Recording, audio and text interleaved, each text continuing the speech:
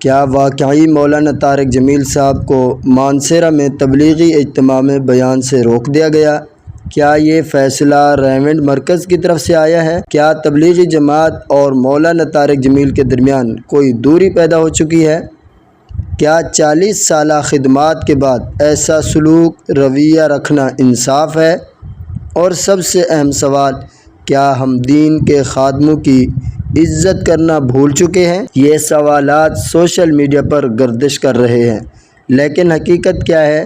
چلیے جانتے ہیں، لیکن پہلے سنیے اللہ اور اس کے رسول صلی اللہ علیہ وسلم کا وہ پیغام جو ہمیں عدل، محبت اور حکمت سکھاتا ہے۔ الحمدللہ وکفی وسلام علی عبادہ الذین اصطفی، اما بعد فاعوذ باللہ من الشیطان الرجیم، بسم اللہ الرحمن الرحیم۔ قال اللہ تعالی فی القرآن المجید وقولوا للناس حسنا، قال رسول اللہ صلی اللہ علیہ وسلم المؤمن للمؤمن کالبنیان یشد بعضہ بعضا، او کما قال علیہ الصلاۃ والسلام۔ آج ہم جس واقعے پر بات کر رہے ہیں وہ صرف ایک واقعہ نہیں بلکہ ہمارے دین کے خادموں کے ساتھ ہمارے رویے کا آئینہ ہے۔ مولانا طارق جمیل صاحب مانسہرہ کے تبلیغی اجتماع میں تشریف لائے تو سوشل میڈیا پر خبر پھیلی کہ انہیں بیان کی اجازت نہیں دی گئی۔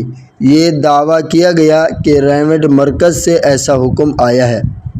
ہم نہ ریونڈ مرکز کے مخالف ہیں، نہ تبلیغی جماعت کی خدمات سے انکاری، اور نہ ہی ہم کسی کو متنازع بنانا چاہتے ہیں۔ ہم صرف یہ سوال اٹھاتے ہیں کہ اگر ایک شخص نے 40 سال تک بغیر کسی معاوضے دن رات دین کی دعوت دی، لاکھوں نوجوانوں کو گناہ سے توبہ کی طرف، مسجد کی طرف، قرآن و سنت کی طرف لایا، تو کیا ایسا شخص بیان کے لائق نہیں؟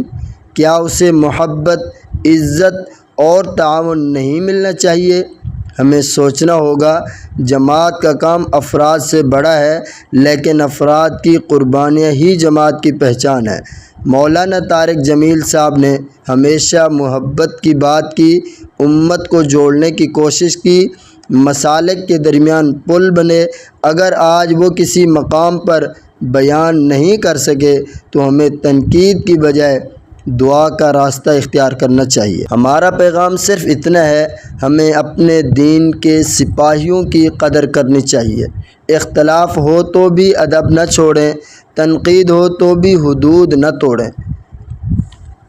اللہ تعالی حضرت مولانا طارق جمیل صاحب کی خدمات کو قبول فرمائے، تبلیغی جماعت کو اخلاص، اتحاد اور خیر کی راہ پر قائم رکھے، اور ہمیں فتنوں سے بچا کر دین کے خالص پیغام کا داعی بنائے۔ تبلیغی جماعت اور ریونڈ کی طرف سے ایک اصول ہے کہ قانون توڑ دیا جائے، ساتھی کو نہیں توڑنا چاہیے۔